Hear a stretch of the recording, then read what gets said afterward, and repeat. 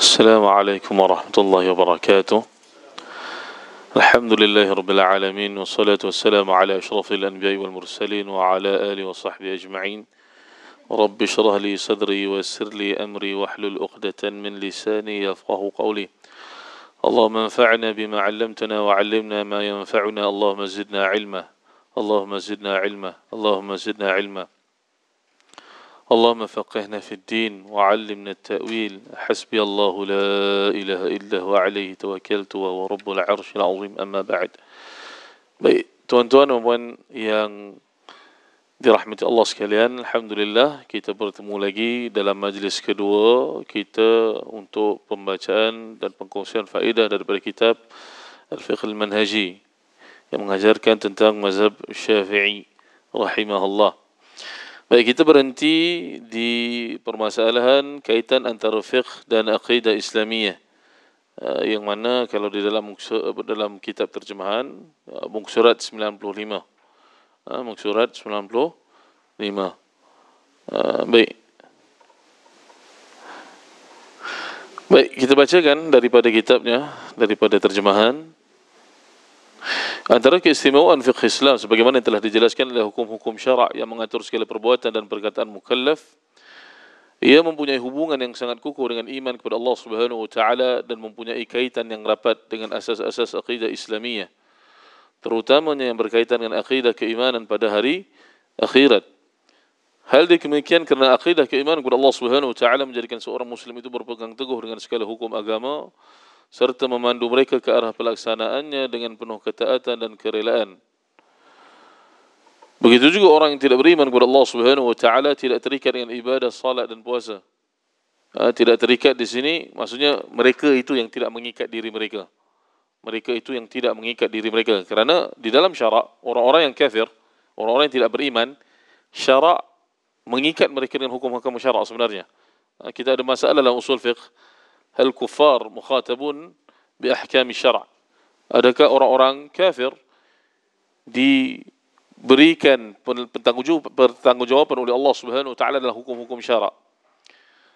Majoriti ulama mengatakan bahawa mereka itu diberikan pertanggungjawaban. Maksudnya mereka itu walaupun mereka itu tidak melazimi mereka dengan hukum-hukum ahkam syarak, tetapi mereka akan dipertanggungjawabkan di hadapan Allah Subhanahu wa taala. Mereka meninggalkan tanggungjawab tersebut kerana mereka meninggalkan syahadah awalnya. Maksudnya jumhur ulama mengatakan mereka dipertanggungjawabkan dengan dipertanggungjawabkan syahadah yang pertama, kemudian di bawahnya syariat-syariat yang lain. Kecuali sebahagian para ulama menganggap bahawa orang kafir tidak dipertanggungjawabkan dengan hukum-hukum renting. Tetapi majoriti ulama mengatakan bahawa ini mereka itu bertanggungjawab dengan hukum-hukum yang renting. Justru tidak harus kita mengatakan tak apa mereka itu minum arak. Tak boleh sebenarnya. Kita kata mereka itu orang kafir, mereka minum arak tak apa. Tak, sebenarnya tidak. Mereka haram juga minum arak. Dan kita tidak boleh menolong mereka untuk meminum arak. Cumanya jika perkara tersebut berlaku dalam kalangan mereka, tidaklah kita ada kuasa untuk menghalangnya. Tetapi daripada sudut syarak, mereka itu tetap dipertanggungjawabkan dengan hukum tersebut. Jadi jangan salah faham bahawa kita kata tak apa mereka minum arak. Tidak. Tetap ada pertanggungjawabannya pada mereka. Begitu juga orang yang tidak beriman kepada Allah Subhanahu wa taala tidak terikat dengan ibadat, salat dan puasa, iaitu mereka yang tidak mengikat diri mereka. Jadi tidak terikat tu jangan salah faham. Takut mungkin kena letakkan nota dan sebagainya, takut nanti kita faham tidak terikat itu maksudnya syarak tidak mengikat mereka. Tidak, yang tidak terikat itu mereka yang tidak mengikat diri mereka, iaitu mereka tidak mempedulikan hukum halal haram Allah Subhanahu wa taala. Dan ini sebab itu mengapa mengajarkan kita bahawa antara ataupun keutamaan yang diajar kepada anak-anak adalah tentang perkara-perkara keimanan, tentang perkara-perkara akhirat, tentang rahmatnya Allah Subhanahu wa taala kepada hamba-hambanya, cara mengajar syukur kepada anak-anak. Sebab bila dia memahami makna-makna tersebut, mudah untuk dia melakukan ketaatan kepada Allah Subhanahu wa taala. Kalau kita ajarkan kepada anak-anak kita, alhamdulillah hari ini kita dapat makan sebab Allah Subhanahu wa taala yang berikan. Alhamdulillah dapat pergi bercuti sebab Allah Subhanahu wa taala berikan abah sikit duit dapat pergi bercuti, banyak sebutkan perkara begitu. Jadi dalam kehidupan mereka tersebut keterkaitan dengan Allah Subhanahu Wa Taala itu sentiasa ada. Jadi bila disuruh bahawa misalnya kalau adik nak dapatkan perkara yang adik nak berdoalah kepada Allah Subhanahu Wa Taala. Allah Subhanahu Wa Taala suka kepada perkara ini. Lihat hujan sebut masya-Allah. Anak-anak tersebut lebih terkesan dengan perkara ini berbanding kalau kita terus suruh solat terus. Kalau kita suruh solat terus tanpa ditanamkan awal-awalnya tentang kasih kepada Allah Subhanahu Wa Taala, tentang nama-nama Allah Subhanahu Wa Taala, maka itu agak sukar sedikit. Dan ini yang ada khalal, ada kecacatan sedikit dalam kalangan masyarakat kita. Mungkin sebahagian betul mengajarkan anak-anak solat itu penting. Tetapi yang patut lebih ditekankan adalah tentang sifat-sifat Allah Subhanahu Wa Taala, tentang nama-nama Allah Subhanahu Wa Taala, supaya dia merasa oh ini Allah Subhanahu Wa Taala yang mengkehendaki daripada aku salat, yang mengkehendaki daripada aku salat. Jadi salat itu akan menjadi perkara yang dia rasakan tidak jauh daripada kehidupan dia. Sebelum saya masuk lagi, saya terlibat-terlibat dengar sebab minggu lepas kita ada soalan kan. Ada seorang jemaah kita tanya soalan tentang masalah tasyahud. Saya baru teringat. Tadi saya terlupa. Soalnya biasanya saya address sebelum masuk. Mazhab Syafi'i ini yang tasyahudnya ketika mengucapkan illallah ataupun di awal. Kan saya sebutkan illallah kan, betul kan? Ada yang jemaah tersebut mengatakan bahawa dia dengar daripada ustaz bahawa yang mengajar tersebut bahawanya tasyahud itu di awal. Tapi saya semak memang daripada illallah. Dalam kitab Al-Majmu', dalam kitab Mughnil Muhtaj, dalam Darul Ifta Misriyah, fatwa Mesir, sebab Mesir ini mereka ada kecenderungan untuk memberi perhatian kepada mazhab Syafi'i. Jadi sebab itu saya memang semak, saya tak jumpa lagi setakat ni yang mengatakan daripada permulaan. Allah alam kalau mungkin ustaz yang mengajar itu ada sumber, tapi memang saya sudah semak kitab-kitab fiqh Syafi'i, permulaannya adalah illallah. Illallah. Soalan dia bila mula nak angkat jari ni, yang jemaah tersebut katakan bahawa dia belajar daripada awal. Maksudnya kan bila baca at-tahiyyatul mubarakah permulaan tasyahud, baru dah sudah mengangkat jari. Ustaz mengajarkan, ustaz yang didengar daripada ustaz tersebut, dia mengatakan daripada awal tasyahud bacaan tersebut. Tapi kalau kita lihat secara teliti bahawa tidak, sebenarnya ketika perkataan itsbat tersebut dalam mazhab Abu Hanifah, ketika perkataan nafi la ilah, ketika itu diangkat. Tapi dalam mazhab Syafi'i ketika itsbat illallah, bahkan disebut lebih teliti hamzah yang pertama dari perkataan illa. Disebutkan dalam Al-Majmu'. Tapi senang kata secara umumnya ketika itsbat adalah ketika mengatakan bahawa Allah Subhanahu Wa Taala itu adalah Tuhan yang berhak disembah. Jadi itu yang tepatnya. Itu yang tepatnya. Illallah dalam mazhab Syafi'i. Yang awal tersebut saya masih cari lagi, saya tak jumpa. Saya tak jumpa di mana sumbernya yang mengatakan mazhab Syafi'i diangkat jari daripada awal. Bahkan mazhab-mazhab yang lain tidak ada yang daripada awal. Mazhab yang mungkin ada daripada agak awal adalah mazhab Hanbali lah. Sebab mazhab Hanbali diangkat ketika setiap perkataan Allah. Setiap perkataan Allah. Hanafi diangkat pada perkataan an-nafi, pada la ilah, bermula daripada la ilah diangkat. Dan ini memberikan kita kesedaran bahawa kadang-kadang ada amalan kita yang mungkin kita rasakan bahawa itu mazhab Syafi'i. Mungkin rata-rata umumnya masyarakat beramal. Oh, sebenarnya saya ingat tak silap saya, ini dah dulu saya perhatikan satu video. Tapi ialah ingatan kita ni kadang-kadang salah. Saya pernah terlihat satu ceramah oleh Ustaz Zaharuddin. Dia pernah menguji para hadirin yang datang. Dia tanya, angkat tasyahud ni waktu bila? Kan, adalah yang sebut pada awal, dan kebanyakan yang angkat waktu awal. Kebanyakannya angkat waktu awal. Dan ketika itu dikatakan, inilah namanya mazhab sendiri. Mazhab sendiri. Sebab mana? Sebab tidak ada dalam perkataan mana-mana mazhab. Tidak ada perkataan mazhab. Itu yang dikatakan beliau. Saya tak kata begitulah. Sebab saya pun tak berani juga. Saya tak semak lagi. Tapi baru saya teringat kembali apa yang dikatakan beliau tentang masalah tasyahud tersebut. Jadi yang sebenarnya ada illallah. Dan sebenarnya kalau kita lihat, kalau kita cek kadang-kadang amalan kita, memang berlaku beberapa perkara yang kita pun tak tahu sandarannya. Contohnya, masalah dalam sujud sahwi. Sebab saya baru mengajar di Kuantan, di Yayasan Tibian baru minggu lepas. Ada timbul masalah sujud sahwi. Dan ini juga saya tanyakan kepada para jamaah bagaimana amalan mereka. Jadi saya pun nak tanya di sini, siapa yang kalau tinggal sujud, misal kata sujud di rakaat kedua, sujud kedua pada rakaat kedua, sujud kedua pada rakaat kedua, sujud ada dua kan, pada rakaat kedua, okey. Kemudian dibangun, kemudian dirokok, sentuh rakaat ketiga lah. Itu rakaat ketiga kan. Okey. Kemudian di rakaat tersebut dia baru teringat, saya tak sujud lagi pada rakaat kedua tadi. Jadi apa yang perlu dibuat? Apa amalan-amalan berjemaah dalam keadaan terlupa satu rukun yang telah lepas pada rakaat yang lepas? Teruskan sujud sahwi. Okey. Tuan, ada? Okey. Ada jawapan lain? Sujud sahwi. Teruskan sujud sahwi di akhirnya. Di akhirnya sujud sahwi. Okey. Ada jawapan lain?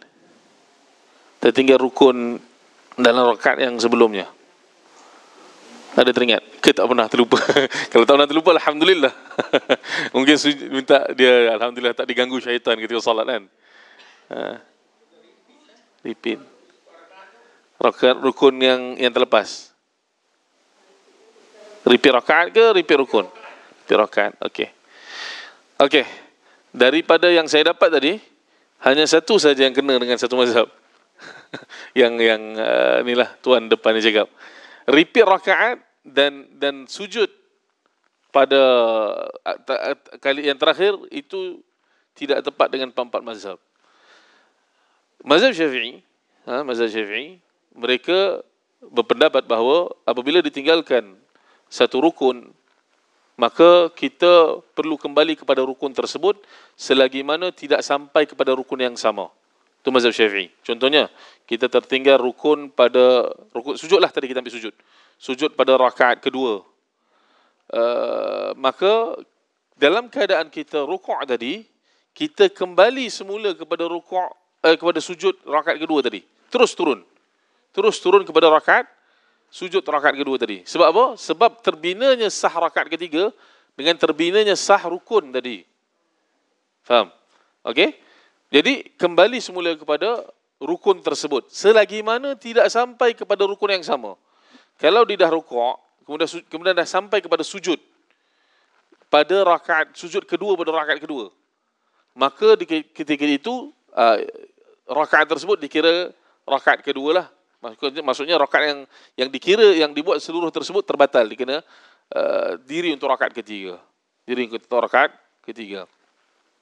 Macam pendapat pendapat Hanabilah, bahkan ini yang difatwakan oleh Syekh bin Baz rahimahullah, dia kembali juga. Dia kena ada kembali juga. Kembali kepada rukun yang kita tinggalkan selagi mana belum membaca Al-Fatihah.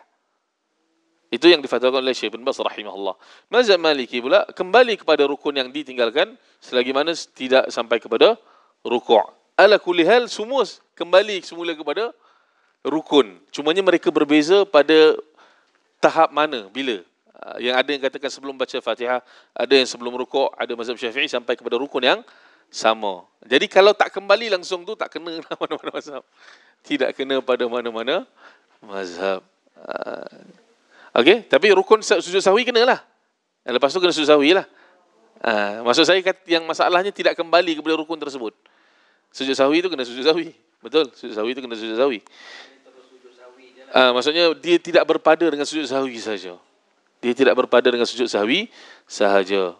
Nanti insya-Allah masalah ni akan dibincangkan dalam masalah sahwi lah, dalam masalah apabila kita lupa. Nanti kita akan bincangkan secara detail.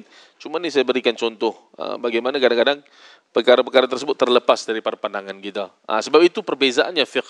Apabila kita belajar fiqh secara berkitab dengan bermetodologi, satu persatu bab, ini bezanya. Ini bezanya. Berbanding kalau misal kata kita misal lah semalam saya ingat daripada minggu lepas ada persoalan dalam kitab Al-Adhkar kan ada ustaz sebut ajarkan fiqh juga. Tetapi buku tersebut bukan buku fiqh. Ustaz sebutkan masalah-masalah fiqh taba'an atau ikmalan atau mutammiman. Dia mensyarahkan dan disebutkan masalah-masalah fiqh. Bukan kerana buku tersebut mengandungi masalah fiqh. Dia kena bezakan. Jadi kalau kita mempelajari fiqh secara tertib, itu kelebihannya. Dia agak lebih teliti. Dia lebih teliti. Baik. Mana kita tadi? Begitu juga orang yang tidak beriman kepada Allah Subhanahu Wa Taala, tidak terikat dengan ibadat, salat dan puasa, mereka akan bertindak tanpa mengira halal dan haram. Justru beriltizam dengan segala hukum syarak merupakan satu cabang daripada beriman kepada Allah Subhanahu Wa Taala yang telah menurunkan syariat kepada hamba-hambanya. Baik. Dan sudah kita sebutkan sebelum ini bahawa penyempurnaan kita akan hukum-hukum fiqh merupakan penyempurnaan kepada tauhid uluhiyah. Penyempurnaan kepada tauhid uluhiyah. Dan ini yang disebutkan oleh Syekh Abdul Salam Asy-Syuai'ir. Bahawa penyempurnaan orang yang mempelajari fiqh secara sempurna, mereka akan menyempurnakan tauhid uluhiyah. Kerana tauhid uluhiyah berkaitan dengan ibadah. Berkaitan dengan ibadah. Jadi lebih rinci kita. Sebab itu kita meminta kepada Allah Subhanahu Wa Taala seperti mana yang diajarkan oleh Nabi kita sallallahu alaihi wasallam, Allahumma a'inna ala dzikrika wa syukrika wa husni ibadatik, untuk baik dalam ibadah. Baik dalam ibadah adalah itqan fil ibadah, profesional dalam ibadah. Profesional dalam ibadah. Maksudnya betul-betul kita perhatikan protokol ketika berhadapan dengan Allah Subhanahu Wa Taala, bukan sekadar kita melakukan dengan rancu, dengan serkap jarang dan sebagainya. Baik.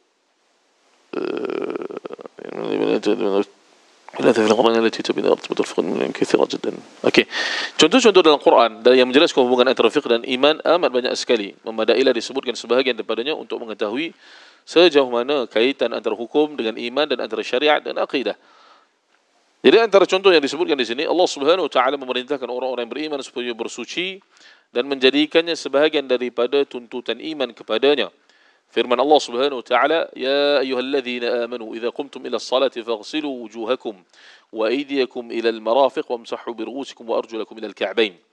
Wahai orang-orang beriman, apabila kamu hendak mengerjakan sembahyang padahal kamu berhadas kecil, maka berwudulah, iaitu basuhlah muka kamu dan kedua belah tangan kamu meliputi siku, dan basuhlah kepala kamu dan kaki kamu sehingga sampai ke buku lali ya bang ni. Buku lali kan, sampai ke buku lali. Daripada ayat inilah kita dapat hukum tertib tu. Hukum tertib di dalam wudu. Dan beza Allah Subhanahu Wa Taala membezakan antara mas wamsahu bi ru'usikum dan ghasl di sini. Jadi bezalah. Basuh kepala ni tak sama dengan sapu kepala tak sama dengan basuh. Basuh dengan anggota-anggota lagi. Anggota-anggota yang tadi tu. Ini ada anggota maghsulat dan anggota mamsuhat. Masih ni tak perlu bertakung air. Kalau basuh ni perlu bertakung ataupun perlu mengalir. Kalau sapuan ini sekadar ada air dikira boleh dah. Sekadar boleh. Dan ini kita akan sentuh nantilah kadar sapuan yang wajib. Sebab berbeza mazhab Syafi'i dengan mazhab-mazhab yang lain. Begitu juga Allah Subhanahu Wa Taala menyebutkan tentang salat dan zakat seiring beriman dengan hari kiamat. Firman Allah Subhanahu Wa Taala, "Alladzina yuqimuna as-salah الذين يقيمون الصلاة ويؤتون الزكاة وهم بالآخرة هم يوقنون." Iaitu yang mereka yang tetap mendirikan sembahyang dan mendirikan zakat sedang mereka pula percaya dan yakin dengan hari akhirat. Allah Subhanahu Wa Taala memfardukan puasa yang membawa seseorang kepada bertakwa dan menghubungkannya dengan iman. Kata Allah Subhanahu Wa Taala, "Ya ayyuhalladzina amanu kutiba alaikumus shiyam kama kutiba alal ladzina min qablikum la'allakum tattaqun." La'allakum tattaqun. Supaya kalian bertakwa. Jadi setiap senang kata setiap amalan ini ada hubung kaitannya dengan keimanan, dengan akidah. Sebab itu kita tidak boleh senang-senang melakukannya dengan cara yang kita rasa mudah, sesuai. Memang syariat ini ada kemudahannya, tapi dia tidak dipermudah. Rukhsah diambil ketika diberikan. Kita tidak mengambil rukhsah apabila tidak diberikan oleh Allah Subhanahu Wa Taala. Sebab kadang-kadang timbul soalan, Ustaz, tak ada yang lebih senang ke? Bukan masalah tak ada yang lebih senang. Bukan sepatutnya saya ataupun para asatidzah berfatwa dengan yang lebih senang. Tapi sepatutnya berfatwa dengan apa yang lebih mendekati kitab Allah dan sunnah Nabi kita, sunnah Nabi sallallahu alaihi wasallam, dengan sunnah Nabi kita sallallahu alaihi wasallam. Walaupun permasalahan kemudahan ini ada diambil kira dalam syariat lah. Maslahat, kemudahan dan kesukaran ini memang ada diambil kira dalam syariat. Tapi bukan kita sengaja-sengaja nak pergi pendapat yang senang. Macam ada orang tanya, ada 4 pendapat, ada 4 mazhab, boleh ke pilih yang paling senang? Kalau sengaja-sengaja untuk kerana kita memilih yang paling senang itu, tak bolehlah. Itu maksudnya tatabbur rukhas. Kita memilih pendapat kerana hawa nafsu kita. Kalau kita meyakini pendapat yang lain tersebut kerana kekuatan dalilnya dan kemudian dan bertepatan pendapat tersebut mudah, tidak ada isu. Tidak ada isu. Tapi kita sengaja memilih pendapat tersebut kerana mudah, kita takuti itu daripada perkara yang dicela, mengikuti hawa nafsu kita dalam berhukum. Jadi kata Allah Subhanahu wa taala juga dalam contoh yang keempat, Allah Subhanahu wa taala menyebutkan sifat-sifat terpuji yang menghiasi peribadi seseorang Islam dan dikaitkan keimanan kepadanya. Begitu juga dengan sifat-sifat yang melayakkan mereka memasuki syurga. Firman Allah Subhanahu wa taala, قد أفلح المؤمنون الذين هم في صلاتهم خاشعون والذين هم عن اللغو معرضون والذين هم للزكاة فاعلون والذين هم لفروجهم حافظون إلا على أزواجهم أو ما ملكت أيمانهم فإنهم غير ملومين فمن ابتغى وراء ذلك فأولئك هم العادون والذين هم لأمانات وعدهم راعون والذين هم على صلواتهم يحافظون وأولئك هم الوارثون الذين يرثون الفردوس هم فيها خالدون. Jadi kata Allah Subhanahu wa taala, sesungguhnya berjayalah orang-orang yang beriman, yaitu mereka yang khusyuk dalam sembahyangnya dan mereka yang menjauhkan diri dari perbuatan dan perkataan yang sia-sia. Dan walladzina hum fil lagwi walladzina hum 'anil lagwi mu'ridun ni banyak disebutkan di dalam hadis-hadis Nabi, banyak disebutkan isyaratnya lah hadis Nabi sallallahu alaihi wasallam dan hatta dalam perkataan Allah Subhanahu wa taala. Dan ini salah satu daripada sifat ibadur rahman, hamba-hamba Allah Subhanahu wa taala yang bersifat rahman. Mereka ini jauh daripada perkataan yang lagu. Lagu ni apa? Lagu ni biasanya kita terjemah sia-sia lah. Sia-sia. Dalam bahasa Arab as-saqit. As-saqit min al-kalam atau perkara yang tidak ada faedah. Perkara yang tidak ada faedah lah. Sebab itu Allah Subhanahu wa taala sebut juga la khaira fi kathirin min najwahum illa man amara bi sadaqatin aw ma'rufin aw islahin bainan nas. Tidak ada kebaikan dalam bisik-bisik mereka, kecuali kalau mereka bercakap tentang kebaikan, mereka memperbaiki antara sesama manusia ataupun menyuruh untuk melakukan sedekah. Iaitu walaupun asal ayat ini pada satu kaum yang mereka melakukan berbisik-bisik untuk melakukan satu perancangan, merasukan satu perancangan, tetapi di dalam tafsir As-Sa'di ayat ini diumumkan. Iaitu maksudnya tidak ada kebaikan di dalam perkataan manusia ini, bukan saja berbisik-bisik dalam masalah untuk berkomplot. Tidak ada, secara umumnya tidak ada kebaikan dalam perkataan manusia ini, kecuali mereka ini berbicara tentang kebaikan, memperbaiki manusia, dan untuk menyuruh infak. Sebab apa? Kita kena ambil kaedah. Bahawa satu majlis, kecuali majlis ilmu lah, ma tala zamanul majlis illa kana syaitan fihi nasibun.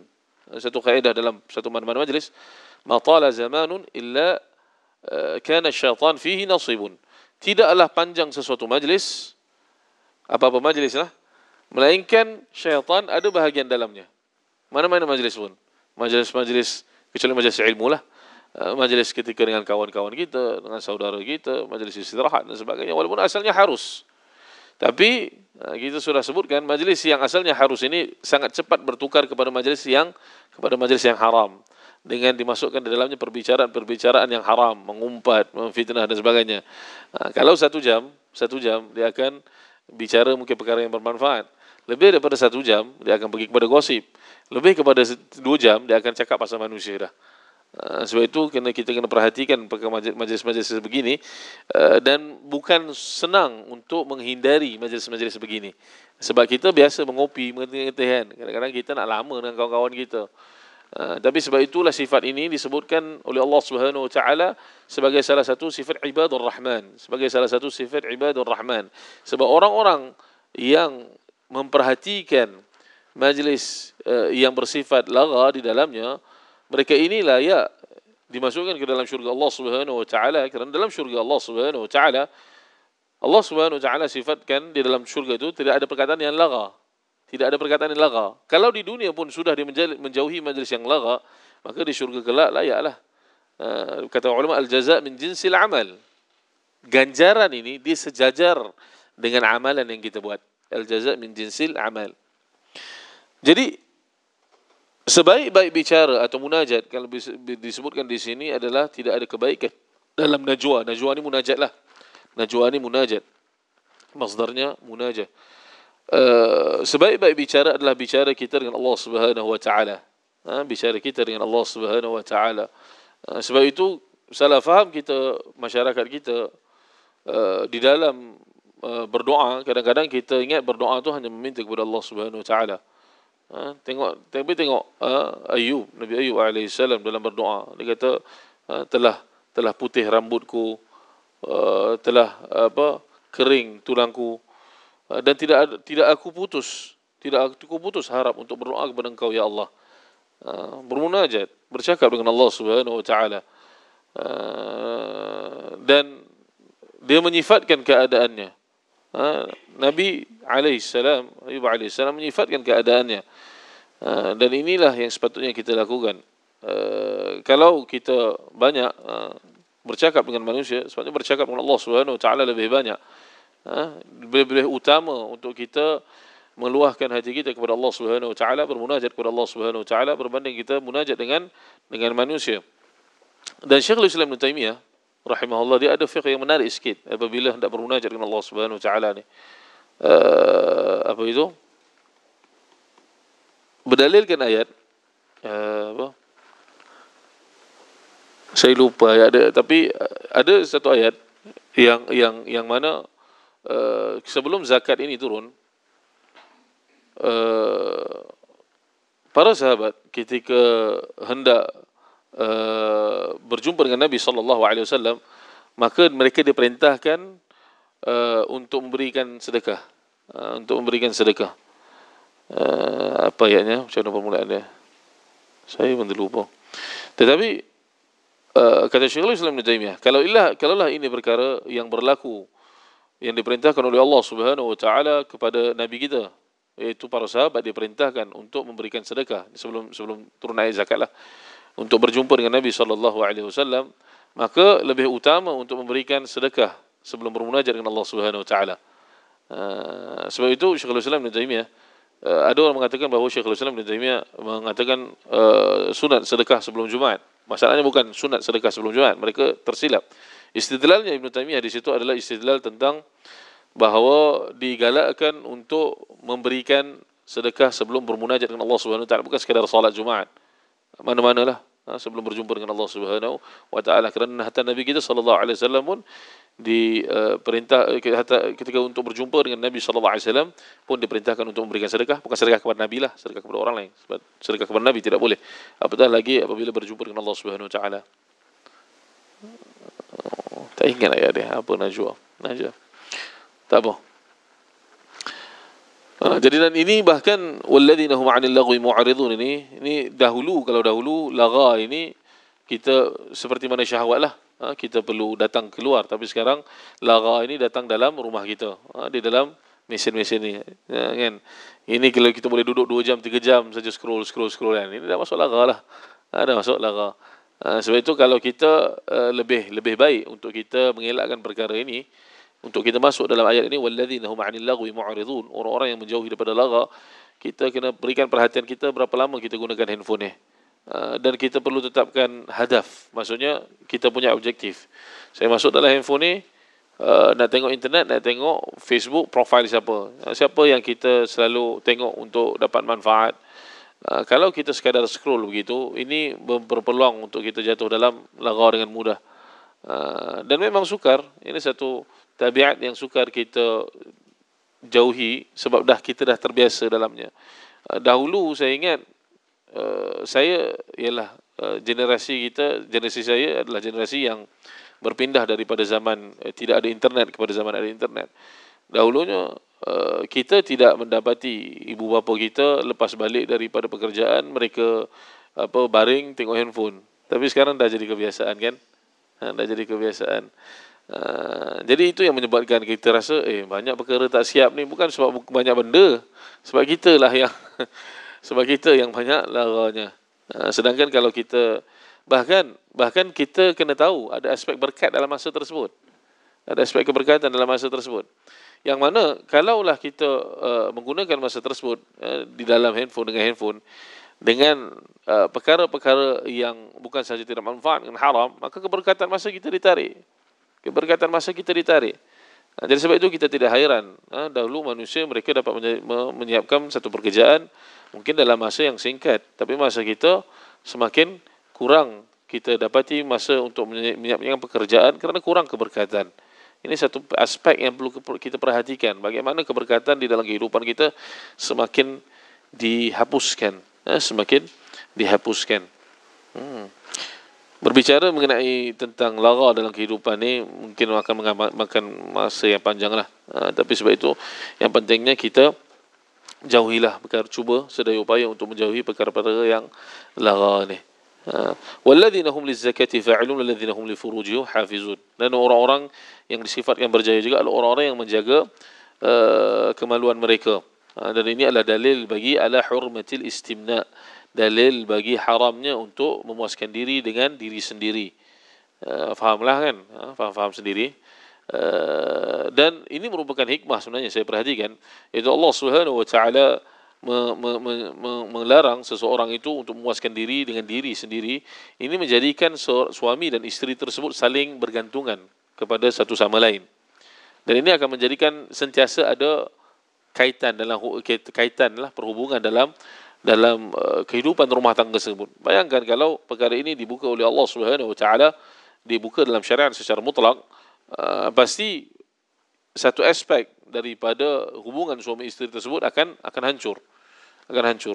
Yaitu, dan saya perhatikan bahawa juga kalau apabila perkara ini ada, iaitu suami masih memerlukan isteri dan isteri masih memerlukan suami dalam aspek ini, macam mana marah pun suami akan terpaksa kembali pada isteri kerana ada hajatnya padanya, atau isteri terpaksa kembali kepada suami. Jadi ini ada hikmahnya dalam memperbaiki ataupun menjaga satu hubungan kekeluargaan. Jadi sebab itu ini antara perkara hikmahnya syariat untuk mengharamkan memuaskan diri dengan diri sendiri, melainkan ada darurat yang menuntut. Sebab itu Allah Subhanahu wa taala mengatakan di sini illa ala azwajihim aw ma malakat aymanuhum fa innahum ghairu malumin, kecuali kepada pasangan-pasangan mereka ataupun hamba-hamba yang diberikan mereka, maka mereka itu tidaklah dicela. Dan mereka yang menjaga amanahnya dan janjinya dan mereka yang tetap memelihara sembahyangnya, mereka itulah orang-orang yang berhak yang akan mewarisi syurga Firdaus, mereka kekal di dalamnya. Baik. Juga Allah Subhanahu wa taala di sini dia ada ditulis. Di sini dia ada ditulis kalau di terjemahan, kalau kitab asalnya dia ada tulis di sini definisi di sini. Disebutkan al-laghu al-batil wa ma la fa'idah fihi min qawlin aw fi'lin.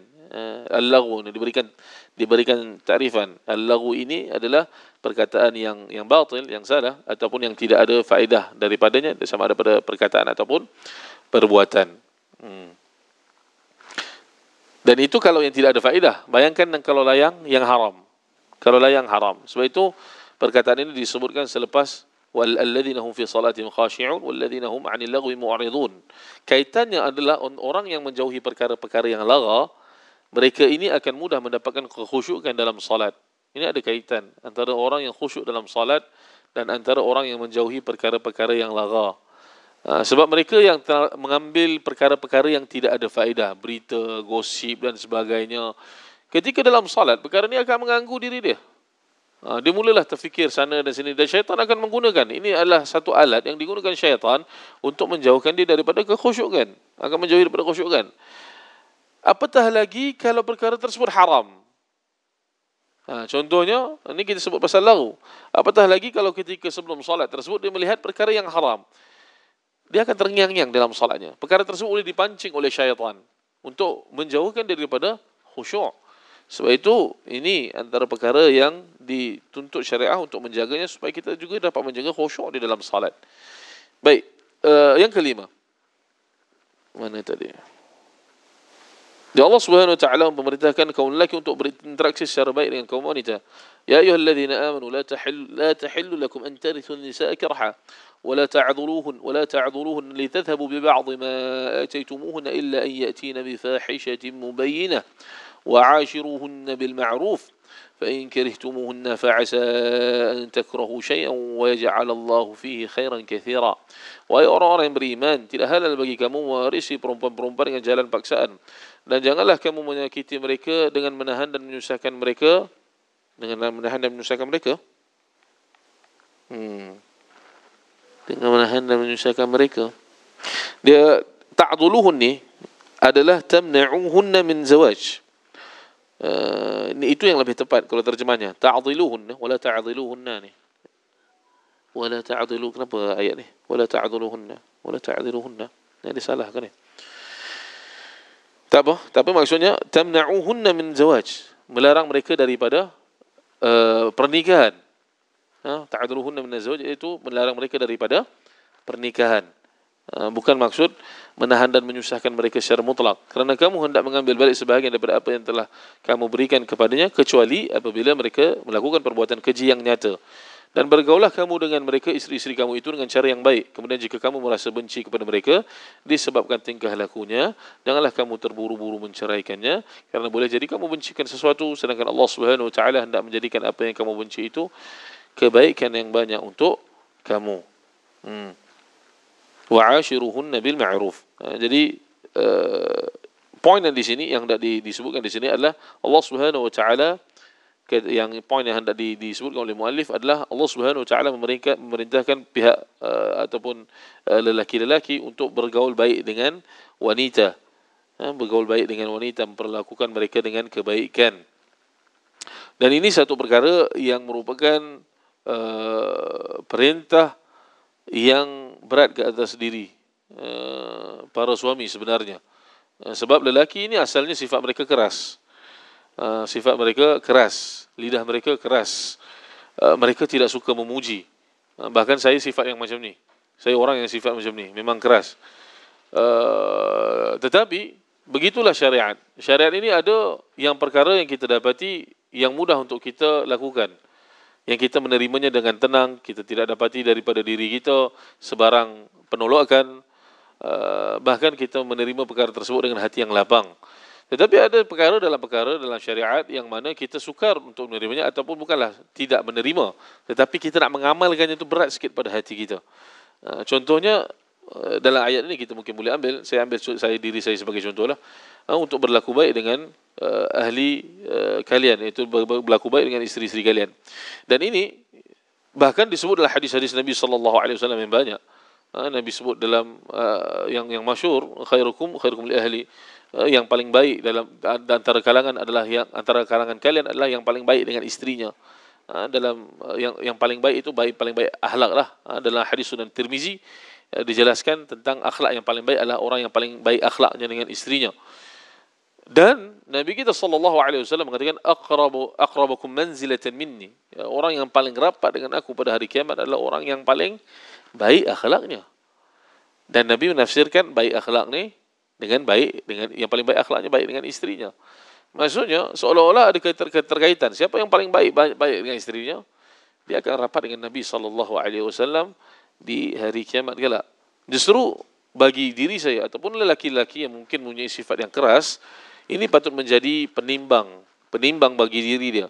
Betul tidak ada dihendak bersama dengan Nabi sallallahu alaihi wasallam, dicinta dengan Nabi sallallahu alaihi wasallam, nak bersama dengan Nabi sallallahu alaihi wasallam, hendak atau tidak, perlulah jaga hak wanita. Perlulah bercakap baik dengan mereka, menjaga perkataan-perkataan mereka, dan cuba untuk tidak menyakiti mereka. Sebab macam saya terang-terang je, kalau macam isteri saya tanya, kalau lemas antara saya dengan anak, siapa nak selamatkan? Saya kata anak lah, isteri boleh cari lain. Sebab saya tak reti sugarcoat. Tapi perkataan ini betul, bukan salah kan? Betul. Tapi kita perlu menjagalah hati, cuba untuk menjaga hati. Tapi orang-orang macam saya nak buat macam mana kan? Tapi maksudnya lelaki perlu sedar perkara tersebut. Kadang-kadang perkara yang mungkin boleh menyakiti hati isteri tersebut, perlu dicari jalan untuk kita mengeluarkan perkataan yang lebih baik sedikit, supaya perkataan tersebut tidak menyakiti mereka. Kerana ini perintah Allah Subhanahu wa taala. Fa in karihtumuhunna fa 'asa an takrahu syai'an wa yaj'al Allah fihi khairan katsira. Jika kamu benci sesuatu daripada mereka, maka fa 'asa an takrahu syai'an. Boleh jadi engkau membenci sesuatu daripada mereka, tapi Allah Subhanahu wa taala menjadikan padanya kebaikan yang banyak. Dan ini betul. Ini betul. Dan jangan kita, ini ayat ni tentang memang khitabnya kepada lelaki lah, jangan gopoh-gapah. Saya mungkin terlampau muda lah, usia perkahwinan saya baru 10 tahun. Jangan gopoh-gapah untuk bersifat marah dan menengking. Walaupun kita ini memang sifatnya sifat yang keras, mudah marah dan sebagainya. Ambil, dan itu tidak menjadi uzur di hadapan Allah Subhanahu wa taala. Saya berikan di sini ke contoh tentang Umar Khattab, Abu Maryam As-Sulali. Sini ya. Saya tak ingat. Kalau kita nak ambil orang yang paling garang, Umar lah. Umar dalam sejarah kan. Umar ni dikenali sebagai orang yang sangat garang lah.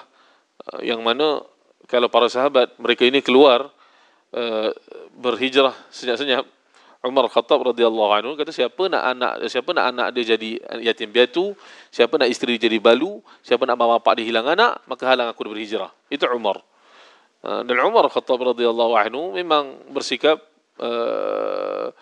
yang mana dia kalau mengajar memang guru yang garang lah. Dia ada ketuk, dia ada nak tendang. Bahkan pernah satu ketika kan, ketika ada orang daripada Taif buat bising dalam Masjid Nabawi, dia kata, kalau aku tahu kalian berdua ni daripada Madinah, nescaya aku tendang kalian berdua. Buat bising dalam Masjid Nabawi. Garang, orang yang garang. Tetapi Umar Khattab radhiyallahu anhu dengan pribadinya sebegini, dia tidak menjadikan pribadinya itu sebagai sebab untuk melanggar syariat Allah Subhanahu wa taala. Bahkan dia ada tu, tapi riwayat tersebut nanti saya pastikan, sebab dia ada kisah yang menarik dengan istrinya. Tak apa. Itu lebih munasabah sebagai contoh sebenarnya. Tapi contoh yang lain, Umar Khattab radhiyallahu anhu ketika berhadapan dengan Abu Maryam As-Sulali, orang yang membunuh saudara kandungnya. Ketika itu Umar Khattab sudah menjadi Amirul Mukminin lah, khalifah. Dipanggil, kau yang bunuh saudaraku. Jadi Abu Maryam As-Sulali kata, aku bunuhlah dia ketika aku kafir, dan dia mengaku. Jadi Umar Khattab mengatakan kepada dia, pergi engkau, aku tak akan suka engkau selagi mana hatta tuhibbul ardu ad-dam al-masfuh, selagi mana bumi ini tidak menyukai darah yang mengalir. Ini peribahasa lah. Sebab darah ni bila dia jatuh ke bumi, dia koagulat, dia jadi pejalan, jadi apa? Ialah tidak cair lah, tidak diserap terus. Jadi Umar dan orang tersebut mengatakan, benci engkau kepada aku, adakah engkau akan menghala aku ghanimah ke zakat ke? Kata tak. Jadi orang tersebut mengatakan, innama yasfa 'al hubbi an-nisa, sesungguhnya orang yang kesal akan seseorang yang dibenci oleh orang hanya wanita sahaja. Lelaki kalau orang lain benci tak kisahlah. Kan, bencilah, bukan dihalangan. Innama yasfa 'ala hubbi an-nisa, sesungguhnya orang yang kesal terhadap cinta yang hilang hanyalah wanita, dia kata. Jadi Umar Khattab radhiyallahu anhu, dia dengan segala kekuasaan dan hak yang dia ada, dia boleh halang orang hak ni. Dia boleh boleh menyebabkan musibah pada dia dan sebagainya. Tapi dia tak gunakan haknya dan kuasanya untuk menyebabkan orang tersebut dalam kecelakaan. Jadi ini perkara yang perlu kita perhatikan. Bagaimana kita bertindak ketika berhadapan dengan perintah dan syariat Allah Subhanahu wa taala. Jangan kita beri alasan bahawa diri kita ni daripada dulu macam tu. Kita tak boleh. Ini bukan alasan di hadapan Allah Subhanahu wa taala. Baik. Yang keenam, Allah Subhanahu wa taala memerintahkan para isteri yang diceraikan beriddah dengan 3 kali suci daripada haid dan tidak menyembunyikan kandungan yang ada di dalam rahimnya sekiranya hamil. Perkara tersebut telah dikaitkan firman beriman kepada Allah Subhanahu wa taala serta hari kiamat. Firman Allah Subhanahu wa taala, "Wal mutallaqatu yatarabbasna bi anfusihinna 3 quru' ولا يحل لهن أن يكتمن ما خلق الله في أرحامهن إن كن يؤمن بالله واليوم الآخر." Dan isteri-isteri yang diceraikan itu hendaklah menunggu dengan menahan diri mereka dari berkahwin selama 3 kali suci dari haid dan tidaklah halal bagi mereka menyembunyikan, tidak memberitahu tentang anak yang dijadikan oleh Allah Subhanahu wa taala dalam kandungan rahim mereka jika mereka beriman kepada Allah Subhanahu wa taala dan hari akhirat. Contohnya agak banyak sedikit sini, tapi tak apalah, kita bacakan satu-satu sebab memang disiplin dalam kitab ni, kita terpaksa membacakan satu-satulah. Okey. Allah Subhanahu wa taala memerintahkan manusia supaya menjauhi arak, menyembelih untuk berhala, والأنصاب والأزلام سبحانه باجتناب الخمر والميسر والأنصاب والأزلام بعد أن نادى المؤمن بوصف الإيمان. Okey, menyembelih untuk berhala ni dia punya apa terjemahan konteks lah.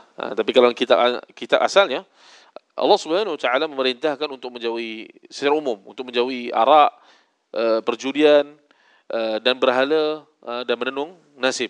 Dan menenung nasib secara umum, bukan masalah menyembelih, sebab masalah menjauhi apa berhala ni di banyak aspek, bukan sekadar masalah menyembelih. Jadi diterjemahkan di situ untuk menyembelih berhala, dikecilkan skopnya dalam terjemahan tersebut. Dan bahkan dalam seringan-ringan masalah, saya lebih suka diumumkan sebenarnya terjemahan ni, iaitu tidak disebutkan menyembelih ni, diumumkan menjauhi berhala. Sebab sekecil-kecil isu dalam dalam masalah berhala ni adalah kita benci melihat berhala tersebut. Bukan kerana dulu orang ada isu kan, orang kata habis lihat cross tu kurang ke iman. Bukan masalah kurang iman, tapi masalahnya kita benci kepada perkara yang dikaitkan syirik. Dan itulah selemah-lemah iman. Kalau kita melihat perkara-perkara yang dinisbahkan kepada syirik dan kita tidak ada benci kepadanya, itu menunjukkan ada masalah dalam iman kita sebenarnya.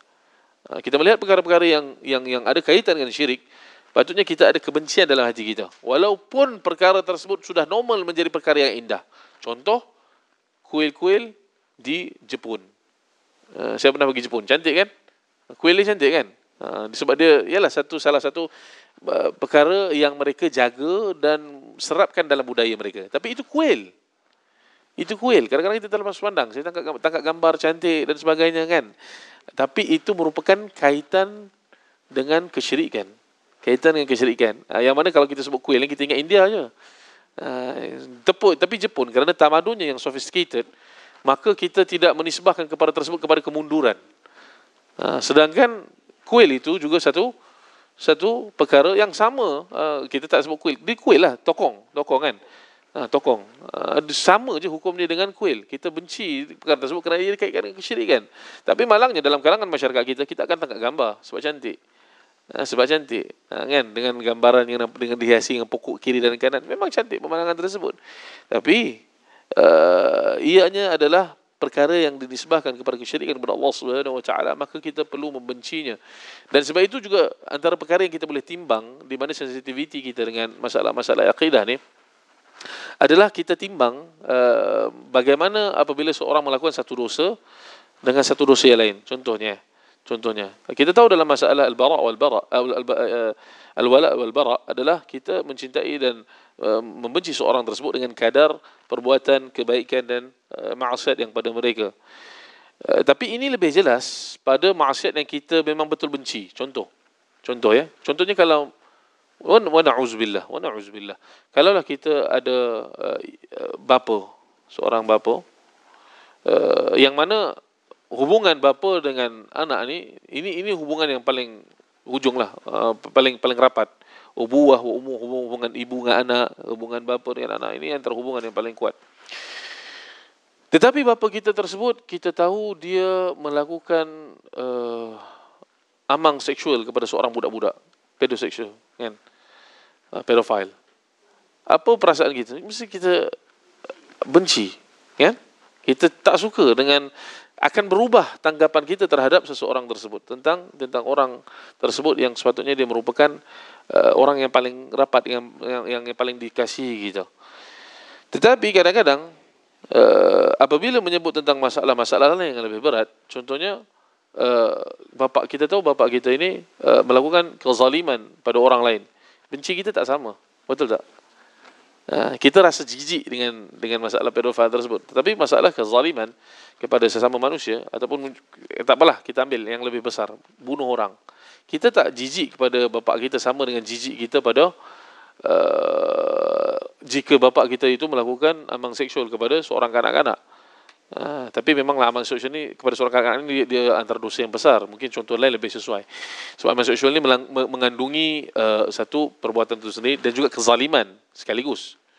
Tapi ambillah mana-mana dosa dan kita timbang kepada orang tersebut. Ada dosa yang kalau orang tersebut buat, kita tak sejijik kepada dia berbanding dosa yang lain. Itu kita boleh ukur sejauh mana sensitiviti kita terhadap dosa itu sendiri. Itulah kayu ukur sensitiviti kita terhadap dosa itu sendiri. Kalau lagi besar dosa tersebut di mata kita apabila seseorang melakukannya, itulah tanda besarnya dosa tersebut di mata kita. Dan yang patut paling lebih besar adalah dosa syirik lah. Dosa syirik. Sebab dia dosa yang paling besar. Tapi kadang-kadang perkara tersebut menjadi kecil. Kita rasa orang yang kafir, yang melakukan yang berakhlak dengan akhlak yang baik, itu masalah yang remeh. Masalah yang remeh. Yang mana bukanlah kita katakan saya menyuruh untuk kita melakukan kejahatan yang mereka, tidak. Tapi kita perlu timbang sejauh mana sensitiviti kita dengan dosa. Apatah lagi dengan masalah kesyirikan. Baik, jadi Allah Subhanahu wa taala memerintahkan manusia supaya menjauhi arak, menjauhi sembelihan berhala-berhala secara umum, bukan sahaja menyembelih untuk berhala, dan bertandung nasib dan dengan batang-batang anak-anak panah setelah menyuruh mereka dengan sifat iman. Sebagaimana menandakan bahawa menjauhi perkara-perkara yang dilarang tersebut ada kaitannya dengan kesucian dan kemurnian iman mereka. Jadi menjauhi perkara-perkara ini, Allah Subhanahu wa taala bukan sahaja melarang kita untuk tidak melakukannya. Allah melarang kita untuk menjauhinya, memerintahkan kita untuk menjauhinya. Dan ini lebih besar daripada sekadar melarang kita untuk tidak melakukannya. Jauh, bukan sekadar jangan buat, jauh. Bukan sekadar jangan buat, tapi jauh, kalau boleh jauh daripada perkara-perkara yang menyebabkan kesyirikan, perkara-perkara yang menyebabkan bertandung nasib dan sebagainya. Sebab ini ada boleh menyebabkan penghapusan perkara-perkara yang mudah yang menyebabkan penghapusan amalan. Jadi Allah Subhanahu wa taala beriman, ya ayyuhalladzina amanu innamal khamru wal maisir wal ansab wal azlam rijsun min amali syaitan fajtanibuhu la'allakum tuflihun. Wahai orang-orang beriman, bahawa sesungguhnya arak dan judi dan pemujian berhala dan mengundi nasib dengan batang-batang anak panah adalah semuanya kotor, keji dari perbuatan syaitan.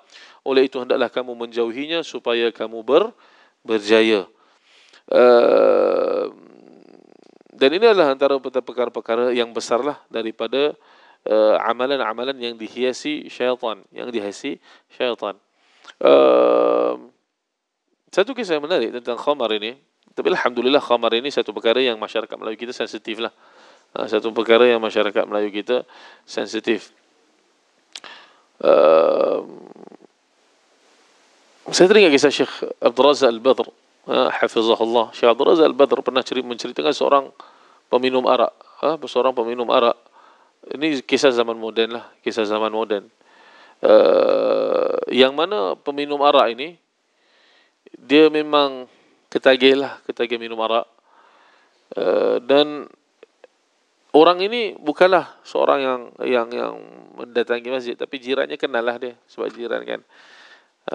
Dan dia ketika hendak minum arak, dia tidak boleh minum arak tersebut melainkan dengan makan sesuatu. Jadi satu hari orang tersebut yang ketagih dengan arak ini, dia hendak minum arak tapi dia nak beli makanan dahulu. Bila dia pergi beli makanan, waktu itu sedang hujan. Jadi ketika itu dia nampak ada seekor anjing yang sedang dalam kelaparan dan kesejukan. Jadi diberikan anjing tersebut makanan yang dibelikannya dan pakaian yang dia ada untuk menutup anjing tersebut daripada kesejukan. Dan keesokan harinya orang yang meminum arak tersebut mengatakan bahawa aku dah hilang rasa untuk minum arak. Syekh Abdul Razak Al-Badr mengatakan bahawa selepas aku mendengar kisah ini daripada jiran dia, sebab dia sebenarnya kisah tadi ada awalnya. Kisah sebab jiran dia nampak orang ni dekat masjid bersolat dengan solat, bukan sahaja solat menazimi solat, tapi solat dengan solat sunatnya dan sebagainya. Dan dipeliklah, kita orang ni orang minum arak kan. Lepas tu baru dikisahkan kepada Syekh Abdul Razak. Jadi bila aku mendengar kisah daripada, dan kisah ini masih ada di laman YouTube, kisah Syekh Abdul Razak ini. Bila aku mendengar kisah ini, barulah aku faham hadis Nabi sallallahu alaihi wasallam tentang kisah seorang pelacur yang memberikan minuman kepada anjing yang sedang kehausan. Lalu Allah Subhanahu wa taala memberikan taubat kepada wanita tersebut, memberikan wanita tersebut taubat. Kerana apa? Kata Syekh Abdul Razak Al-Badr, dan ini merupakan tanda bahawa besarnya sifat rahmat, besarnya kesan rahmat dalam untuk kita meninggalkan maksiat. Maksudnya kalau kita mendapati kita ada kesukaran untuk meninggalkan maksiat-maksiat tertentu, buatlah rahmat dan kebaikan kepada makhluk yang lain. Maka kita akan diberikan taufik oleh Allah Subhanahu wa taala untuk meninggalkan maksiat tersebut. Seperti mana dalam hadis tersebut, wanita tersebut, pelacur tersebut, dia diberikan taufik untuk bertobat kepada Allah Subhanahu wa taala. Sedangkan itu adalah salah satu maksiat yang mana kalau orang bergelumang di dalamnya, sukar untuk meninggalkannya. Sebab kita tahu, hatta dalam dunia kita hari ini, pelacuran ini dia ada ekosistemnya. Maksudnya dia ada kawan-kawan yang mengajaknya, dia ada kita sebut bapa ayam lah kan, yang mana memaksanya untuk terus kekal dalam industri tersebut, memaksanya. Dan bahkan kadang-kadang wanita tersebut mungkin dia merasa lazat dalam kehidupan tersebut. Ini maksudnya ini satu maksiat dan sukar untuk orang keluar daripadanya, pendek kata. Tetapi apabila wanita tersebut melakukan rahmat kepada anjing tersebut, maka Allah Subhanahu wa taala memberikan rahmat kepadanya dan diberikan kebuka kepadanya pintu taufik untuk melakukan taubat kepada Allah Subhanahu wa taala. Begitu juga dengan kisah orang tadi yang meminum arak tadi. Jadi nasihat Syekh adalah, Syekh Abdul Razak Al-Badr adalah, kalau kita mendapati kita sukar meninggalkan maksiat-maksiat tertentu, buat kebaikan kepada makhluk yang lain, kepada manusia atau kepada binatang sekalipun tidak ada masalah. Tidak ada masalah. Dan jangan disangka orang-orang yang minum arak ni, mereka ini tidak mencintai Allah Subhanahu wa taala dan Rasulnya. Walaupun dalam keadaan mereka yang begitu, kita perlu simpan sedikit sangka baiklah. Simpan sedikit sangka baik. Jangan kita melihat mereka ni orang-orang yang ialah pergi ke pub, pergi ke disko, meminum arak. Mereka ini terus kita kecam dengan orang yang tidak mencintai Allah Subhanahu wa taala dan Rasulnya. Bahkan berlaku pada zaman Nabi kita sallallahu alaihi wasallam kan. Kita tahu ada seorang yang yang berlaku ada dua sahabat sebenarnya. Satunya Nuaiman, yang mana dia ini itu berlakulah zaman Nabi sallallahu alaihi wasallam hukum, dan kemudian ada orang mengatakan kepada dia, akhzahullah, moga Allah Subhanahu wa taala memberikan kecelakaan kepada engkau, kemusnahan, atau Allah mengabaikan engkau. Maka Nabi kata jangan sebut begitu kepada dia. Sesungguhnya aku tahu dia mencintai Allah Subhanahu wa taala dan Rasulnya. Dia mencintai Allah Subhanahu wa taala dan Rasulnya. Bahkan seorang sahabat lagi zaman Sa'ad bin Abi Waqqas, Abu Muhajjan Al-Thaqafi. Sa'ad bin Abi Waqqas, kerapnya orang ni minum arak sampai Sa'ad bin Abi Waqqas tangkap dia dan ikat dia. Waktu tu perang Al-Qadisiyah dengan Fars, Iran lah kan, Parsi. Ialah delegasi mereka. Jadi orang tersebut, Abu Muhajjan Al-Thaqafi ini ditangkap Sa'ad bin Abi Waqqas untuk dihukum had lah, dihukum had kepadanya. Tapi ketika itu perang kan, jadi para sahabat sedang sibuk dengan peperangan. Dan ketika Abu Muhajjan Al-Thaqafi itu digari dan diikat, itu sebenarnya bukanlah kali pertama, sudah berulang kali. Dan ketika dia menyaksikan para sahabat radhiyallahu alaihim ajma'in dan orang-orang muslim yang sedang berperang di jalan Allah Subhanahu wa taala, dia melantunkan syair menyatakan kerugiannya. Dia melihat orang-orang yang sedang berjuang dengan Allah Subhanahu wa taala tetapi dia tidak mempunyai kudanya. Tidak mempunyai kudanya untuk berperang sekali. Maka dia apabila dia melantunkan syair tersebut, istrinya Sa'ad bin Abi Waqqas, istrinya Sa'ad bin Abi Waqqas kesian dengan dia. Jadi dia kata kepada isteri Sa'ad bin Abi Waqqas, lepaskan aku supaya untuk aku berjuang di jalan Allah. Kalau aku selamat, aku akan kembali ke sini dan aku akan ikat kembali diri aku. Tapi kalau aku mati di jalan Allah Subhanahu wa taala, kalian dah selesailah dengan urusan aku kan. Kalian tak perlu susah. Jadi dilepaskan dia dan dia terus melompat di atas kuda dan berperang. Dan ketika itu para sahabat ataupun kaum muslimin yang menyaksikan Abu Muhajjan Al-Thaqafi ini berperang, mereka menyangka dia itu malaikat. Sebab semua yang berhadapan dengan Abu Muhajjan Al-Thaqafi ini kalah. dibunuh oleh Abu Mahjan Al-Thaqafi. Dan ketika Sa'ad bin Abi Waqqas, dia tak dapat sertai peperangan. Saya lupa sebabnya, tapi dia memperhatikan daripada jauh lah. Dan dia memperhatikan daripada jauh, daripada kejauhan, dia nampak, itu kudanya kuda Abu Mahjan. Wa ta'na Abu Mahjan. Dan cara perang pun cara perang Abu Mahjan. Tapi Abu Mahjan ini, dia aku tangkap kan. Macam mana dia boleh perang pula? Jadi bila Sa'ad bin Abi Waqqas balik dan perangan tersebut selesai, alhamdulillah umat Islam mendapati kemenangan, dan dan Abu Mahjan Al-Thaqafi ini sempat balik dan digari kaki kat dia balik sebelum Sa'ad bin Abi Waqqas balik. Dia balik, dia nampak Sa'ad bin Abu Mahjan ada kan, sedang diikat kan. Dia tanya apa halnya ni kan. Dan isterinya sebutkanlah apa benda yang berlaku lah, pendek kata dia sebutkan apa yang berlaku. Dan Abu Mahjan Al-Thaqafi ketika itu diberikan keampunan oleh Sa'ad bin Waqqas untuk tidak diberikan hukuman. Para ulama berselisih pendapatlah dalam masalah tidak diberikan hudud pada kita itu. Ada yang mengatakan dia ditangguhkan hukumannya kerana ketika itu peperangan. Ada yang mengatakan bahawa memang dia diberikan kemaafan.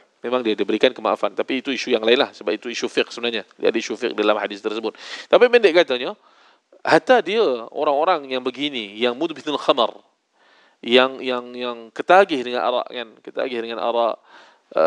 bahkan mungkin kita boleh sifat sekarang dengan orang yang ketagih dengan dadah.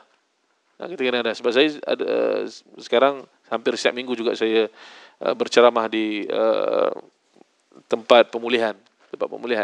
Jadi mereka ni orang-orang yang ada kecintaan kepada Allah Subhanahu Wa Taala dan Rasulnya. Tapi ekosistem mereka, keadaan mereka itu menyekat mereka untuk keluar.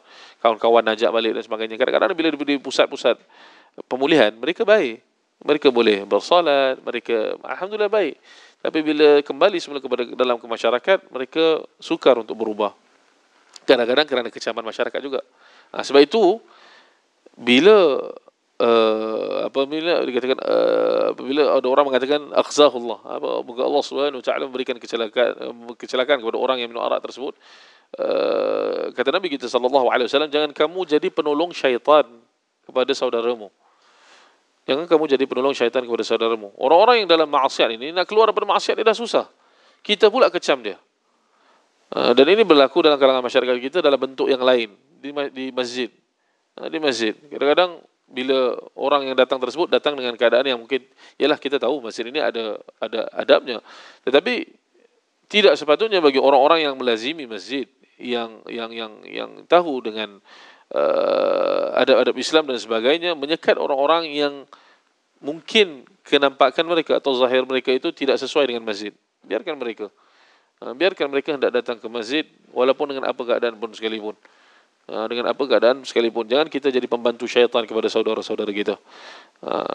Sebab kalau kita lakukan perkara tersebut semakin mengecam mereka, itu yang menyebabkan mereka sukar untuk kembali kepada jalan ketaatan.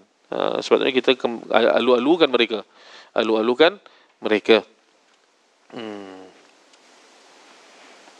Baik, tapi Nu'man ni digelarkan himar. Digelarkan himar, keldai. Kata Ibn Hajar Al-Asqalani yang menariknya, ini merupakan isyarat bahawa dibenarkan seseorang itu dipanggil keldai jika dia tidak membencinya. Kalau benci memang tak boleh lah, ataupun sebab kerana nama tersebut, gelaran tersebut terlampau masyhur. Ini balik kepada adat lah, balik kepada adat yang mana asalnya sebenarnya nama-nama ni memang perlu nama yang baik. Tapi wallah alam, sebab nama dia tu masyhur dengan gelaran tersebut, wallah alam, ini perlukan penelitian lagi. Sebab Ibn Hajar kata begitu, dan memang zahirnya nampaknya seolah-olah perkara tersebut, laqab tersebut tidak diingkari Nabi, tapi perkara ini perlu penelitian. Sebab Nabi SAW, kalau kita lihat, Nabi tukar nama-nama yang tak elok ni. Hatta nama yang jenis bukan tak elok pun, nama yang sikit pun memberikan kesan negatif, Nabi tak suka. Contohnya atuk kepada Said bin Musayyib. Ini adalah athar al-Bukhari, athar dalam Sahih Bukhari. Said bin Musayyib, atuk Said bin Musayyib, Hazan. Dia jumpa kepada Nabi SAW. Nabi tanya dia, nama dia siapa? Nama aku Hazan. Hazan dengan baris atas adalah maksudnya keras, bukan huzn. Sebab itu kata berdoa, ya Allah berikan aku apa macam doa yang masyhur tersebut.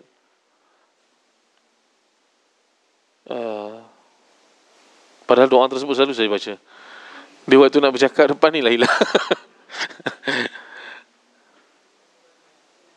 Wa anta taj'al hazan idza syi'ta sahla. Dan engkau menjadikan hazan, kekerasan, keras, perkara yang keras, idza syi'ta, jika engkau kehendaki, sahal, menjadi mudah. Menjadi mudah, bukan huzn. Kalau huzn maksudnya sedih. Maksudnya sedih. Jadi hazan maksudnya keras. Maksudnya keras. Jadi Nabi bila dengar nama dia hazan, Nabi tak suka. Nabi kata, bal anta sahal, bahkan nama kau sahal, yang mudah. Supaya mudah kehidupannya, mudah dia berinteraksi dengan manusia. Tapi dia kata, ma ana bimughayyirin isman sammanihu abi. Aku tak nak tukar nama yang bapa aku beri. Nama bapa aku beri, jadi tak aku tukar nama dia. Jadi apa yang berlaku? Said bin Musayyib kata, Said bin Musayyib ni tabi'in yang masyhur lah, kita selalu dengar nama dia. Keluarga kami ni terkenal dengan sifat kasar. Fama zalat al-huzuna fina ba'd. Sentiasa keluarga kami ini dikenali dengan sifat kasar dan keras. Sebab atuk aku tak nak tukar nama dia. Jadi itu kesan besar pada nama sebenarnya. Kesan besar pada nama. Jadi nama ni asal-asal kena pilih yang baik-baik lah. Sebab dia merupakan doa orang kepada kita. Jadi takut-takut nanti bukan kita saja, keturunan kita pun perangai ada mewarisi perkara yang sama, sifat yang sama. Baik. Yang ke-8, Allah Subhanahu wa taala melarang, haram Allah Subhanahu wa taala riba. Allah Subhanahu wa taala mengharamkan riba dan mengaitkan perbuatan meninggalkannya dengan ketakwaan yang sebenar-benarnya dan keimanan kepada Allah Subhanahu wa taala. Kata Allah Subhanahu wa taala, ya ayyuhalladzina amanu la ta'kulur riba adha'afan mudha'afah wattaqullaha la'allakum tuflihun. Wahai orang beriman, jangan kalian makan riba dengan berlipat ganda, dan hendaklah kamu bertakwa kepada Allah Subhanahu wa taala supaya kamu berjaya. Supaya kamu berjaya. Baik. Kata Allah Subhanahu wa taala juga, ya ayyuhalladzina amanu taqullaha wa dharu ma baqiya minar riba in kuntum mu'minin.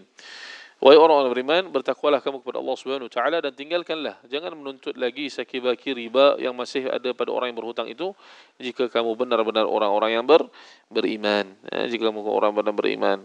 Dan ini saya baru saja ditanya tentang masalah insurans, tentang masalah orang yang didapat komisen daripada insurans konvensional. Insurans konvensional. Sebab masalah insurans konvensional dia ada 3 isu yang yang dibicarakan di peringkat fatwa. Masalah riba, masalah maisir, masalah perjudian dan isu gharar. Isu gharar. Bahkan berat tu sebenarnya nak tinggalkan sebab besar. Saya tahu memang besar sangat komisen dia. Tapi kalau orang-orang yang takut kepada Allah Subhanahu wa taala, mereka akan cubalah menjauhi perkara ini. Baik, 9, yang ke-9. Mana ni? Allah Subhanahu wa taala menggesa orang-orang beriman supaya beramal, merasai dirinya bertanggungjawab dan sentiasa dalam pemerhatian Allah Subhanahu wa taala. Kata Allah Subhanahu wa taala, wa qul a'malu fasayarallahu 'amalakum wa rasuluhu wal mu'minun wa saturadduna ila 'alimil ghaibi wasyahadah fayunabbi'ukum bima kuntum ta'malun. Kata Allah Subhanahu wa taala, dan katakanlah wahai Muhammad, beramallah kamu akan segala yang diperintahkan. Maka Allah Subhanahu wa taala dan Rasulnya serta orang-orang yang beriman akan melihat apa yang kamu kerjakan dan kamu akan dikembalikan kepada Allah Subhanahu wa taala yang mengetahui perkara-perkara gaib dan yang nyata. Kemudian ia menerangkan kepada kamu apa yang kamu telah kerjakan. Jadi ini merupakan perintah kepada kita untuk sentiasa menyadari bahawa Allah Subhanahu wa taala sentiasa memerhatikan kita. Kita sentiasa dalam perhatian Allah Subhanahu wa taala. Dari kata Al-Qushairi, bahawa seseorang itu tidak akan dapat sampai kepada tahap muraqabah sampailah dia benar-benar selesai daripada muhasabah. Seseorang tidak sampai kepada tahap muraqabah, pemerhatian, merasakan Allah Subhanahu wa taala memerhatikannya, melainkan dia benar-benar melakukan muhasabah. Sebab kalau kita sebutkan bahawa kita perlu sedar bahawa Allah memerhatikan kita, ini sebenarnya belum cukup maknanya, ataupun bagi orang-orang yang awam lah, kebiasaannya belum cukup maknanya untuk dia benar-benar merasakan bahawa Allah Subhanahu wa taala memperhatikannya. Secara faham memang dia faham. Secara faham dia memang faham.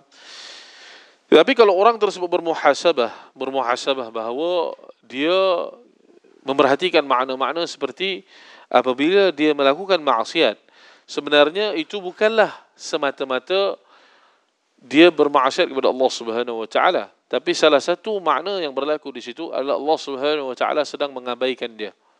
Allah Subhanahu wa taala sedang mengabaikan dia. Lalu dia takut untuk bermaksiat kerana dia takut jatuhnya dia dalam maksiat tersebut adalah kerana pengabaian Allah Subhanahu wa taala kepadanya.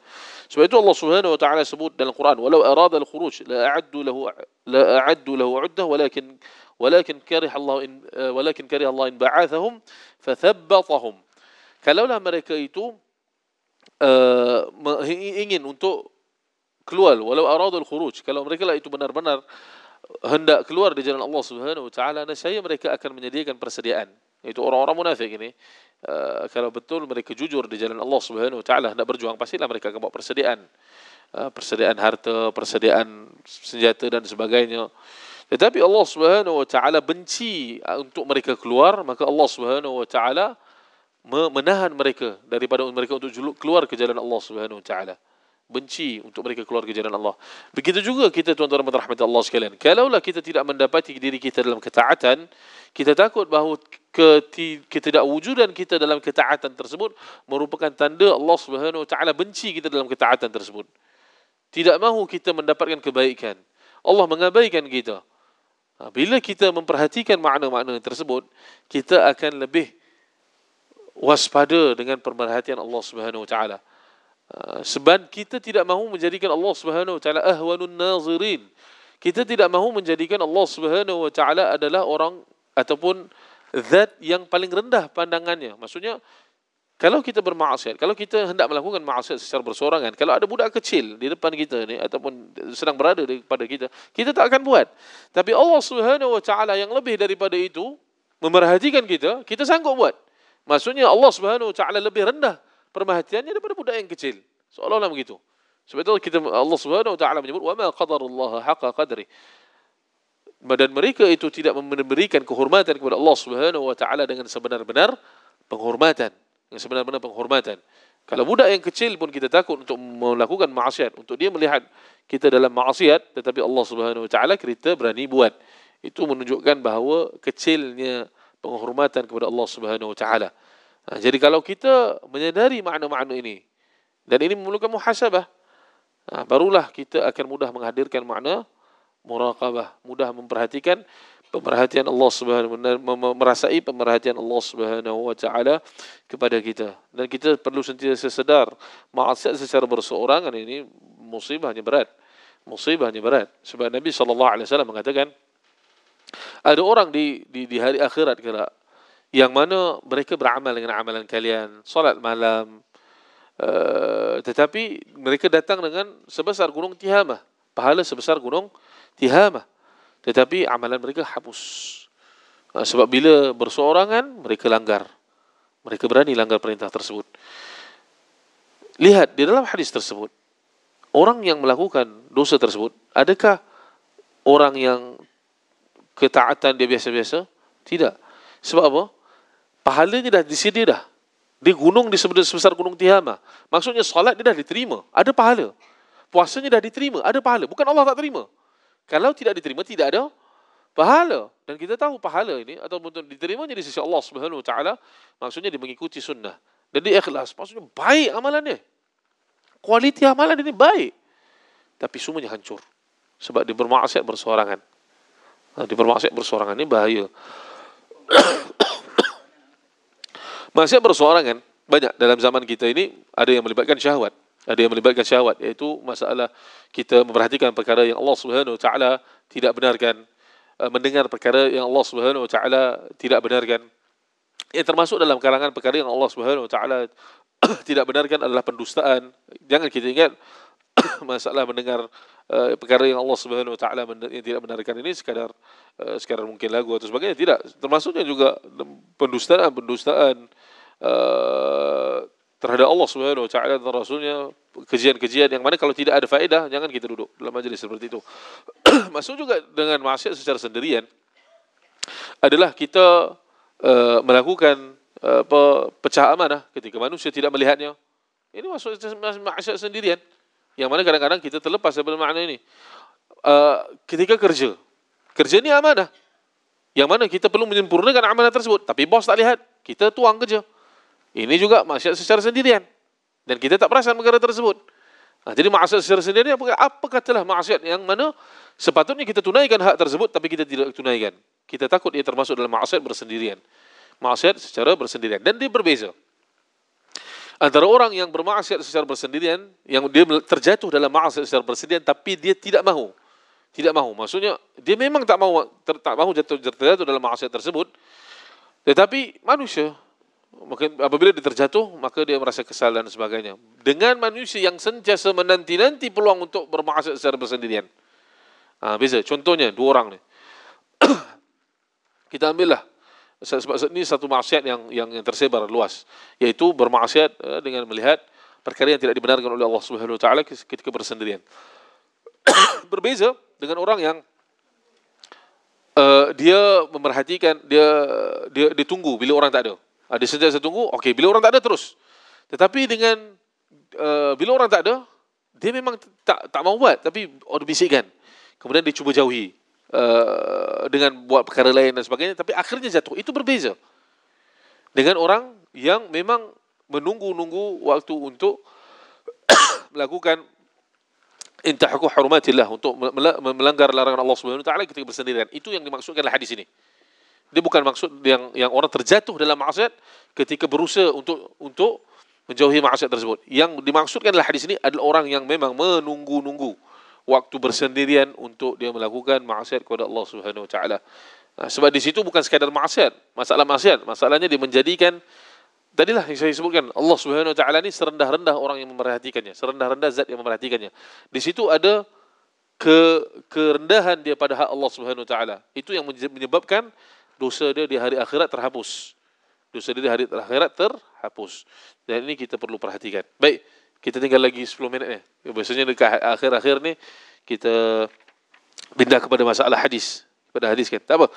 Last kita habiskan. Dah habis tadi. Wahakadha faqallama. Kita bahasa dalam bahasa Arab, dalam bahasa Melayu. Faqallama tajah hikman min ahkam ad-din fil Quran illa wa huwa maqrun bil iman billahi ta'ala. Mana di sini? Mana? Hadisnya mana? Tak, bukan. Ini bukan hadis. Ini yang saya tak terjemah, yang perkataan yang tak terjemahkan. Bahasa Arab lah, teks bahasa Arab. Baik, jadi demikianlah jarang sekali didapati mana-mana hukum agama di dalam Al-Quran melainkan disertakan dengan tuntutan beriman kepada Allah Subhanahu Wa Taala. Ini dia ada tak terjemah ni. Hukman min ahkam ad-din. Demikianlah jarang sekali didapati mana hukum agama di dalam Al-Quran itu melainkan disertakan dengan tuntutan beriman kepada Allah Subhanahu Wa Taala dan mempunyai asas kaitan dengan asas akidah Islamiyah. Okey, baik. Oleh itu fiqh Islam membawa kesucian agama dan mempunyai kekuatan rohani. Kerana ia merupakan hukum-hukum syarak yang datang daripada Allah Subhanahu Wa Taala dan mendapat kemukaannya jika diingkari. Jadi ia ada kekuatan rohani. Sebab itu kita tahu bila kita beramal kita bertambah iman. Kita bertambah iman dan dia berputarlah. Kalau iman bertambah, amal lagi bertambah. Amal bertambah, iman bertambah. Kurang, dia semakin kurang. Jadi bukan amalan yang biasa. Bukan masalah sekadar amalan yang biasa. Kerana ia merupakan hukum-hukum syarak yang datang daripada Allah Subhanahu Wa Taala dan mendapat kemurkaannya jika diingkari. Ia bukanlah semata-mata undang-undang yang terpisah daripada perasaan hati kecil manusia terhadap ikatan dan hubungan dengan penciptanya, iaitu Allah Subhanahu Wa Taala. Firman Allah Subhanahu Wa Taala, "Fala wa rabbika la yu'minuna hatta yuhakkimuka fima shajara bainahum, thumma la yajidu fi anfusihim harajan mimma qadaita wa yusallimu taslima." Jadi begitulah dalam ayat ini kata Allah Subhanahu Wa Taala, maka demi Tuhanmu wahai Muhammad, mereka tidak disifatkan beriman sehingga mereka menjadikan kamu hakim dalam mana-mana perselisihan yang timbul di antara mereka, kemudian mereka pula tidak timbul merasa di hati mereka sesuatu keberatan daripada apa yang telah kamu hukumkan, dan mereka menerima keputusan itu dengan sepenuhnya. Jadi ini ada 3 peringkat orang beriman. 3 peringkat. Yang pertama, dia serahkan keputusan kepada Allah Subhanahu Wa Taala dan Rasulnya. Kemudian setelah diserahkan, dia merasa tidak ada beratnya dalam menerima hukum tersebut. Dan yang paling hebat, wa yusallimu taslima, dia menerima keputusan itu dengan sepenuhnya. Ini 3 peringkat manusia. Lihat kita di mana pada hukum-hukum tertentu. Macam hukum tadi, bercakap baik dengan isteri. Mungkin saya di peringkat, saya beriman lah. Memang saya beriman. Tapi nak sampai kepada wa yusallimu taslima, saya buat dengan ringan mulut saya ini, taklah. Mungkin sukar lagi lah. Bukan maksud saya taklah, maksud saya takkan buat. Tapi manusia. Kan ada kelemahannya. Jadi mungkin saya sukar sikit di situ. Sedangkan itu ketaatan. Jadi macam perkara biasa, ada orang yang ketaatan kepada yang puasa, dia ketaatan tapi dia susah nak melakukannya dan sebegitu. Maka kita perhatikan di mana diri kita dalam ketaatan kepada Allah Subhanahu Wa Taala, dan semakin tinggi ketaatan kita kepada Allah Subhanahu Wa Taala, maka kita akan mudah menerima apa sahaja yang diberikan oleh Allah Subhanahu Wa Taala, dan kita tidak akan mempersoalkan walaupun berat. Macam soal komisen daripada riba tadi, yang kalau jumlahnya mungkin dah puluh ribu, ratus ribu, besar lah, memang besar. Kalau tak ada iman ni memang ambil je lah kan. Mudah-mudahan minta maaf lah dekat Allah Subhanahu Wa Taala kan. Tapi kalau dia orang tersebut memang beriman kepada Allah Subhanahu Wa Taala dengan sepenuhnya, dia sampai kepada tahap tak apalah, langsung tak rasa apa. Sebab dia riba, maka aku lepaskan begitu saja tanpa rasa berat. Ini susah. Baik. Wallahu taala ala wa alam. Kita sudahi dengan tasbih kepada Allah. Subhanakallahumma wa bihamdik, asyhadu an la ilaha illa anta, astaghfiruka wa atubu ilaik. Wa sallallahu ala sayyidina Muhammad wa ala alihi washabihi ajma'in. Walhamdulillahi rabbil alamin.